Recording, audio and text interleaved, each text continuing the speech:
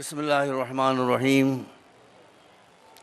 अल्हम्दुलिल्लाहि वकफ़ा वसलामुन अला इबादिहिल मुस्तफ़ा। मेरे साथ लंबे चौड़े अलक़ाब व आदाब के लगा देने से मैं खुद ऊंचा नहीं हो जाऊंगा। मैं जानता हूं कि मैं एक बहुत ही मामूली इंसान हूं। अलक़ाब और आदाब से कोई नीचा इंसान ऊंचा नहीं हो पाता।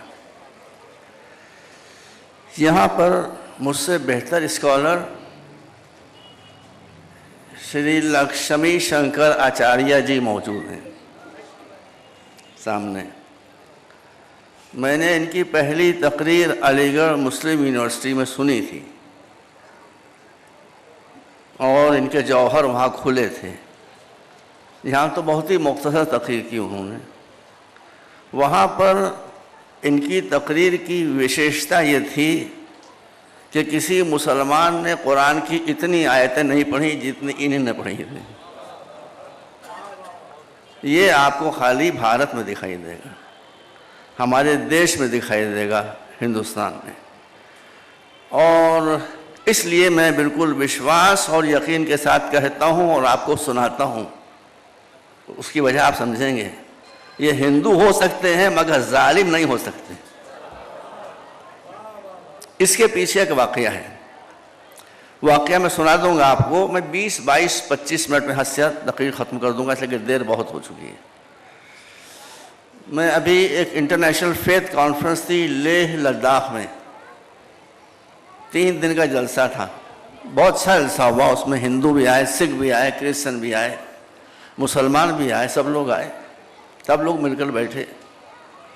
जब धार्मिक गुरु मिलकर स्टेज पर बैठते हैं तो बहुत अच्छे दिखाई देते हैं। जब अपनी अपनी इबादत गाहों में जाते हैं तो गड़बड़ा जाते हैं। ये मसला मुसलमानों के साथ भी है और तकरीबन हो सकता है कोई एक्सेप्शन हो, लेकिन बहुत कम लोग ऐसे हैं कि जो अपने मंदिर में, अपनी मस्जिद में, अपने चर्च में, अपने गुरुद्वारे में दूसरों की बातें करें, अच्छी बातें। तो मैं लेह में था। जब 3 दिन का फंक्शन ख़त्म हो गया तो एक स्वामी जी, देखिए मैं आगे बता दूं, स्वामी बड़े पढ़े लिखे लोग होते हैं। ये भी स्वामी हैं, ये भी पढ़े लिखे आदमी, बहुत पढ़े लिखे आदमी, ये ग्रेट स्कॉलर। उन्होंने कहा मौलाना साहब आप कहें ये सुन लीजिए, हिंदू भी सुने और मुसलमान भी सुने। स्वामी जी आप भी समाज फरमाइए। तो एक स्वामी जी ने मुझसे कहा मैं कहिए तो मैं आपको एक बात बताऊँ। मैंने कहा बताइए। कहने लगे मैं तो स्वामी हूँ, हमारी स्वामियों से मित्रता और दोस्ती है। एक और हमारे स्वामी मित्र थे जो किसी ट्रबल्ड एरिया में यात्रा कर रहे थे बस के ज़रिए। अकेले नहीं थे, उनके साथ उनकी पत्नी भी थी और कुछ और औरतें, महिलाएं बैठी हुई थी। हम लोग जा तो रहे थे मगर डर रहे थे कि यह आतंकवादी एरिया है, कहीं आतंकवादी इस बस में न घुस आए। कहा जो डर रहे थे वही हुआ, जो डर रहे थे वही हुआ। क्या हुआ? कुछ आतंकवादी गन्स हाथ में लिए हुए घुस आए। उन्होंने स्त्रियों को तो उतार दिया नीचे। क्यों उतारा वह मुझसे बेहतर जानते हैं। किसी का जिंदा रखना भी अगर किसी खबासत नफ्स के लिए हो तो वो क्रेडिट की बात नहीं होती है। तो स्त्रियों को उतार दिया। अब वो इसकी जो पत्नी थी उनका बयान है कि मैं क्या करती, मैं उतर कर आकर बैठ गई। और फिर वहाँ ये खेल, ये ड्रामा शुरू हुआ कि उन आतंकवादियों ने ये कहना शुरू किया यात्रियों से पढ़ो कुरान। जिसने कुरान पढ़ा उसे छोड़ दिया। अब हिंदू कैसे कुरान पढ़ेंगे भाई? वो कैसे पढ़ेंगे? जिन्होंने कुरान नहीं पढ़ा उनको इस जुर्म की यह सज़ा मिली कि उनको इंतहाई बर्बरता के साथ उनकी हत्या कर दी गई और लाश बस के बाहर फेंक दी गई। अब उनकी पत्नी का बयान है कि मैं डर रही थी कि थोड़ी देर के बाद मेरे पति की लाश भी आती होगी। मगर सुनिए, मगर वहाँ ये हुआ कि मेरे पति की लाश तो नहीं आई। मैंने देखा कि मेरे पति मुस्कुराते हुए बस से उतरते चले आ रहे हैं। मेरे पति, सुनिए भैया, मुस्कुराते हुए बस से उतरते चले आ रहे हैं। मैंने कहा आप कैसे बच गए?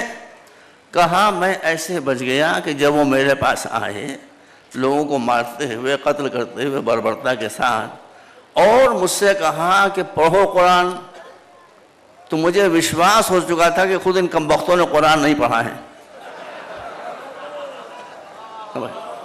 मुझे विश्वास हो चुका था कि इन कमबख्तों ने कुरान नहीं पढ़ा। मैंने गीता जी का श्लोक पढ़ना शुरू कर दिया, वो कहने लगे तुम्हें कुरान बहुत अच्छा याद है, जाओ। ये हमारा रोना है, जिसके लिए हम आपसे कहते हैं किसी भी धर्म का दुश्मन सबसे बड़ी उस धर्म के मानने वालों की जहालत होती है।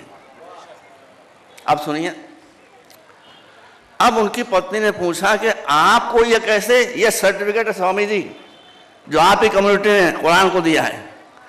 तो उनकी पत्नी ने पूछा स्वामी जी आपको कैसे मालूम है कि कुरान इन्हें नहीं पढ़ा है? उनका हमने इसलिए समझा कि कुरान इसने नहीं पढ़ा है कि जो कुरान होता पढ़े हुए होता है वो कभी जालिम नहीं होता। इनका जुल्म बता रहा है। ये सर्टिफिकेट है जो एक हिंदू स्वामी ने आतंकवादियों को दिया है। इससे बेहतर सर्टिफिकेट कोई नहीं हो सकता। मैं बहुत लंबी तकरीर नहीं करूंगा। इस सेशन का संदेश है पीस एंड यूनिटी। अभी संदेश खत्म नहीं हुआ, अभी तो मैं तकरीर कर रहा हूं, लेकिन जो उद्देश्य था, जो मकसद था, वो हासिल हो गया।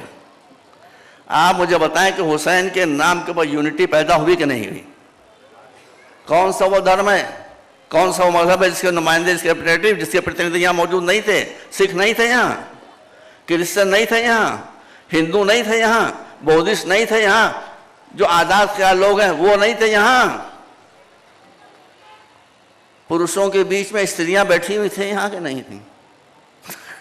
वो भी थी। तो इसका मतलब मैं एक चैलेंज करना चाहता हूँ। ये तो एक समझिए एक रिप्रेजेंटेशन है मुख्तलिफ कम्युनिटीज़ का, मुख्तलिफ धार्मिक लोगों का। लेकिन इससे ये मैसेज आता है कि हुसैन की ज़ात वो है कि जहाँ पर आकर सब यूनाइटेड हो सकते हैं। बौद्ध भी आ जाएंगे, हिंदू भी आ जाएंगे, मुसलमान भी आ जाएंगे, शिया भी आ जाएंगे, सुन्नी भी आ जाएंगे, क्रिश्चन भी आ जाएंगे। सब आ गए ना, आपने अपनी आंखों से देख लिया। अब ये दूसरी बात है कि सेशन इतना लंबा हो गया कि बहुत से लोगों पर इतना टाइम नहीं था, किसी को नमाज़ पढ़ना थी, किसी को पूजा करना थी, वो सब लोग चले गए।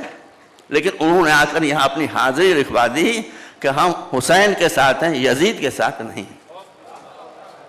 अब मैं आप लोगों से एक बहुत ही मुअद्दबाना इल्तिमास करना चाहता हूँ कि इस सेशन के ख़त्म होने के बाद 2-3 दिन आप बेंगलोर शहर में घूमिए।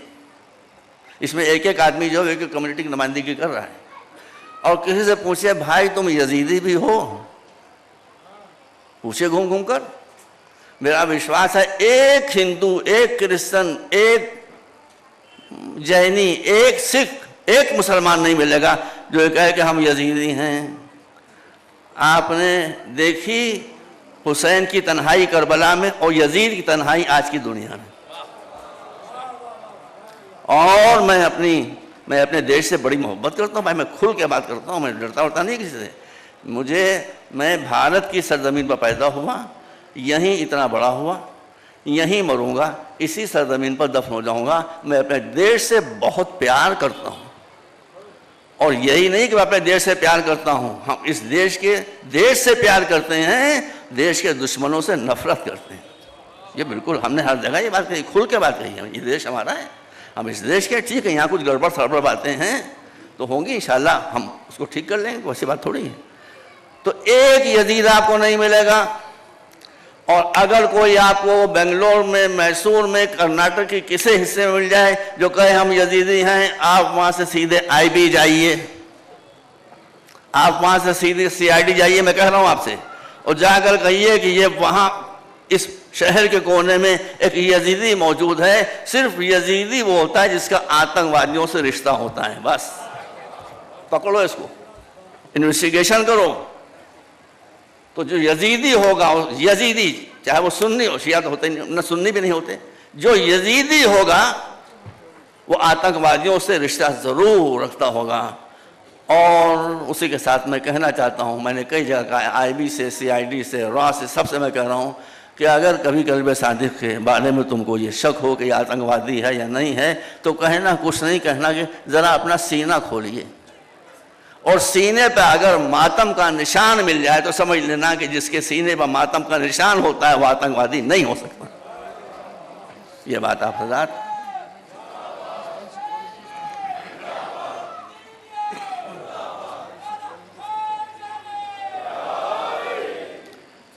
मैंने अर्ज़ किया, आप तशरीफ़ फरमा नहीं थे स्वामी जी सुबह के सेशन में, तो मैंने वहाँ ये बात कही थी, जहाँ तक मुझे ख्याल आता है कि सारे झगड़े न जानने से पैदा होते हैं। जब एक दूसरे को हम जान लेते हैं तो झगड़े मोहब्बत में और प्रेम में तब्दील हो जाते हैं।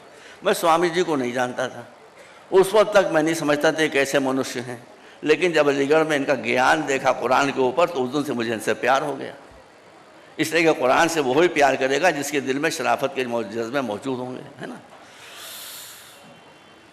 इसलिए मैं, जैसा कि मैंने आज सुबह को श्रीमद् भगवद गीता के हवाले से कुछ बातें सी थी आपके सामने, वो सही कही थी, वो मेरे पास मौजूद है गीता जी। आज एक बात और कहना चाहता हूँ।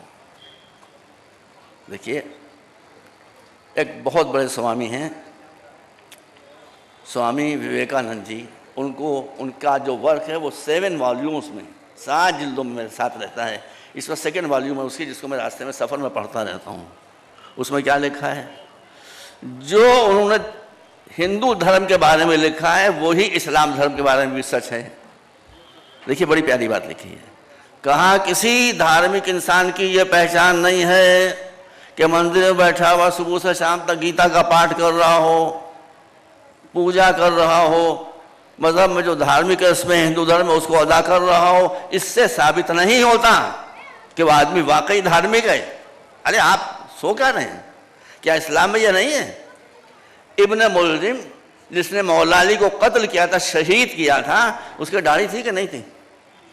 बताइए। बगैर देखे आपको यकीन है कि कातिल अली के चेहरे पर दाढ़ी ज़रूर होगी? बगैर देखे आपको यकीन होगा? क्या वो नमाज नहीं पढ़ता था? एहतिकाफ में था, जहाँ मस्जिद के बाहर कोई निकलता नहीं, रोज़े रखता था, नमाजें पढ़ता था, माथे निशान, घट्टे का निशान माथे के ऊपर था। ये सारी बातें कातिल अली में पाई जाती थीं। मगर क्या वो मुसलमान था? मुसलमान कभी अली के कत्ल की जसारत कर सकता है? इसीलिए यहाँ पर काफिरों को बहुत बुरा मिला, कहा कि हमें सारी ऐसी बातें नहीं कहना चाहिए, आपको समझ के बात कहना चाहिए। हाँ, काफिरों पर हम भी लानत करते हैं, मैं काफिर है कौन? हमसे क्यों पूछते हैं? मौलाना ने कहा कि इज़्ज़त तबातिल उमूर फ़अलैकुम बिल कुरान। जब किसी मामले में कन्फ्यूजन होता है, गो स्ट्रेट टू कुरान, जाओ कुरान के पास। हम भी काफिरों को बुरा कहते हैं। हिंदू काफिर हैं, क्रिश्चियन काफिर हैं। कुरान ने क्या बताया? 3रा पारा जहाँ पर आयतल कुर्सी शुरू होती है, वहीं पर जो आयत खत्म होती है उसमें क्लियरली लिखा हुआ है कि तुम हमसे पूछते हो काफिर कौन, काफिर कौन, काफिर कौन। हम रस्मों से नहीं बताते, हम कैरेक्टर से बताते हैं। वल काफिरून हुमुज़ ज़ालिमून। कोई नमाजी हो, रोज़ादार हो, माथे पर नमाज का घट्टा हो, लेकिन अगर उसके मिजाज में अत्याचार पाया जाता है तो यहाँ लोगों को मुसलमान कह के वो धोखा देगा। क़यामत के मैदान में मुसलमानों की सफ़ों में नहीं होगा, काफिरों की सफ़ों में। इसलिए कि इस्लाम में जुल्म, अत्याचार, अन्याय, इसको कुफ्र की अलामत करार दिया गया है। मोहब्बत, प्यार, खिदमत खल्क़, इसको ईमान की अलामत करार दिया गया है। तो दीन का फैसला कैरेक्टर से होता है, रिश्वत से थोड़ी होता है। तो हमारे स्वामी जी ने एक आयत का उर्दू हिंदी में अनुवाद किया। मैं उसी आयत को पढ़ा देता हूँ अरबी में। उस आयत में इरशाद है, इदफ़ा बिल्लती हिय अहसन फ़इज़ल्लज़ी बैनका व बैनहु अदावतुन कान्नहु वलियुन हमीम। ए हमारे रसूल, जब आपके साथ कोई आदमी बुरी बात करे, आपको सताए, आपको परेशान करे, तो आप जुल्म का जवाब जुल्म से न दीजिए। ये बहुत गहरी बात है। इदफ़ा, उसकी बदसलूकी का जवाब आप हुस्न सलूक से दीजिए तो वो जंग हार जाएगा। वह आपका दुश्मन बनकर आया था, वह आपका दोस्त बनकर पलटेगा। बस अजीज़ों, मैं समझ रहा हूँ अपनी बात को। इस आयत पर बेहतरीन अमल करबला के शहीद इमाम हुसैन ने फरमाया। उससे बेहतर मैं इतनी देर से ये बेटा सोच रहा था कहीं और कोई मिसाल मिलती है मिसाल, लेकिन इस बुलंदी की नहीं मिलती। स्वामी जी, आपको तो सब मालूम होगा खुद ही। हुसैन करबला की तब बढ़ रहे थे मुट्ठी भर लोगों के साथ, जिसमें कुछ को सिपाही कहा जा सकता है, कुछ इतने बूढ़े थे कि वो सिपाही नहीं हो सकते, कुछ इतने छोटे थे कि सिपाही नहीं हो सकते। अभी सिपाहियों के लिए एक एज होती है। उधर से हुर का लश्कर आया 1000 सिपाहियों का, यजीदी लश्कर। उस लोगों को मुरव्वत नहीं कि इमाम ने पूछा तुम कैसे आए हो? कहा आपका रास्ता रोकने के लिए, आपको कशा कशा यजीद के गवर्नर इब्न ज़ियाद के दरबार में पहुंचा देने के लिए। कहा कौन? कहा आपको चलकर यजीद की बैत इब्न ज़ियाद के हाथ पर करना होगी। कहा अगर मैं ना जाऊं, कहा हम आपकी हत्या कर देंगे, हम आपको कत्ल कर। देखिए सारी बात आ गई ना। वो कह रहा है कि हम आपकी हत्या कर देंगे, हम आपको कत्ल कर देंगे, हम आपकी जान ले लेंगे। इससे बड़ा जुल्म और क्या हो सकता है? एक निर्दोष, एक बेखता इंसान की जान लेने के लिए 1000 सिपाही खड़े हुए हैं। इससे बड़ा क्राइम क्या हो सकता है? तारीख बताइए। इदफा बिल्लती ही अहसन। हुसैन इस कुरान का, आयत का हमारी तर्जुमा पेश कर रहे हैं। वो ये कह रहे हैं हम आपको कत्ल कर देंगे। हुसैन ने कहा ये सारी बातें बाद में होंगी, पहले हमको ये बताओ कि तुम्हारे होंठ सूखे हुए क्यों हैं, पहले हमको ये बताओ कि तुम्हारे कल्ले फड़फड़ा क्यों रहे हैं। कि हमारे पास जो पानी का स्टॉक था वो ख़त्म हो गया, हम बहुत प्यासे हैं। इमाम ने फरमाया कि अब हम कोई बात ही नहीं करेंगे, ज़बान से नहीं कहा, कुरान को अपने अमल से बताया। आपने हुक्म दिया अपने सिपाहियों को, सिपाही क्या साथी थे, साथियों को कि इन सब को पानी पिला दिया जाए। किसको? जो करबला जा रहे हैं हुसैन को कत्ल करने के लिए, हुसैन के बच्चों का खून बहाने के लिए। अरे रसूल सारी पेशन गोइयाँ कर चुके थे, क्या हुसैन को मालूम है क्या होगा? सब मालूम था उनको, रसूल ने बता दिया था। अब्बास को शहीद करने के लिए, अली अकबर के सीने पर नजर लगाने के लिए, 6 महीने के बच्चे को शहीद कर देने के लिए जो लश्कर जा रहा था, ये भी 1000 सिपाही थे उस लश्कर में शामिल थे। क्या मालूम है किसने क्या किया? रिकॉर्ड किया आपने? तो इमाम ने कहा इन सबको पानी पिला दो। वो जो हुसैन के साथ थे वो भी इमाम वक्त समझकर इमाम के साथ चल रहे थे। उनका ठीक है पिला देते। एक एक सिपाही को पानी पिला दिया गया। कुछ सिपाही कमीने जलील इतने नर्वस हो गए थे कि वो हुसैन के सिपाहियों के हाथ से पानी पी नहीं पाते, घबराए जा रहे थे, पानी गिरा जा रहा था। ये करीम इब्ने करीम, ये साक़ी कौसर का फर्जंद आगे बढ़ा, मशकीज़ा अपने हाथ में लेकर उन सिपाहियों को अपने हाथ से सैरो सैराब किया जो घबराहट में पानी नहीं पी पा रहे थे। अब जब सिपाही पानी पी चुके तो इमाम की नज़र उन घोड़ों पर पड़ी, 1000 घोड़ों पर जिन पर ये सिपाही सवार होकर आए थे। कहा कि इन पे ज़बान जानवरों क्या कसूर है भाई, इनको पानी पिला दो, इनकी ज़बानें निकली हुई मुँह के बाहर। अब इमाम के साथियों ने कहा फर्जंद रसूल हम पिला देंगे, आपकी इताअत हम पर वाजिब है, लेकिन ये आदमी नहीं है, घोड़े हैं। ये 1000 सिपाहियों के घोड़े अगर पानी पिएंगे तो हमारे पानी का स्टॉक ख़त्म हो जाएगा। बस स्वामी जी आपसे पूछना चाहता हूँ, आप हज़ार जो तशरीफ़ फरमाए हैं, आपसे मैं पूछना चाहता हूँ कि 1000 घोड़े और 1000 सिपाहियों को पिला देने के लिए जो पानी का स्टॉक इमाम के पास था, अगर ये दुश्मन की फ़ौज पर सर्फ न कर दिया गया होता तो क्या अली असगर प्यासा होता आशूर के दिन? सकीना प्यासी होती आशूर के दिन? तो इमाम ने फरमाया हाँ तुम ठीक कह रहे हो, पानी का स्टॉक ख़त्म हो जाएगा, लेकिन हम क्या करें कि जिस शरीयत के हम पाबंद हैं। अब मुसलमानों ने शरीयत, आज मेरा टॉपिक यही था कि शरीयत है क्या, मुसलमानों ने शरीयत की गद क्या बनाई है, लेकिन अब टाइम नहीं रह गया मेरे पास, एक बस इशारा कर रहा हूँ क्या गद बनाई है मुसलमानों ने। इमाम ने फरमाया कि ठीक कह रहे हो, हम भी जानते पानी ख़त्म हो जाएगा, लेकिन हम क्या करें कि जब हमसे शरीयत की पाबंदी का अहद लिया गया है तो उस अहद में यह शामिल था कि दुश्मन को भी मुसीबत में देखेंगे तो उसकी मदद करेंगे। ये घोड़े दुश्मनों का सहारा बने हैं, ठीक है बेचारे बेज़बान हैं, इनको हम पानी न दे तो 2-4 कदम चल के गिर जाएंगे, लश्कर कहीं पहुंच नहीं पाएगा, लेकिन वो हादसा है और ये उसूल है, ये प्रिंसिपल है कि हमको इनको भी पानी पिलाना है। इमाम हुसैन के हुक्म से उन जानवरों को 1000 जानवरों को पानी पिला दिया गया। अब मैं इस सेशन में मौजूद हिंदुओं से, क्रिश्चियन से, जिस धर्म के भी लोग हैं, ये सवाल करना चाहता हूँ। आप बताएं मुझे, जो हज़रात मेरे सामने बैठे हैं, अगर एक चमन हो, एक बाग हो, उसके दरख्त सूख गए हों, आप उसको खूब पानी दें, खूब पानी दें, खूब पानी दें, तो वो दरख्त हरे भरे हो जाएंगे कि नहीं होंगे? हो जाएंगे ना।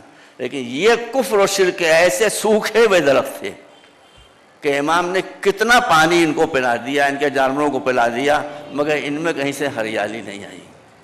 1000 में 4 आदमी वो थे, हुर का बेटा, हुर का भाई, हुर का गुलाम, दैट्स ऑल, जो निकल कर आशूर के दिन हुसैन के पास आ गए।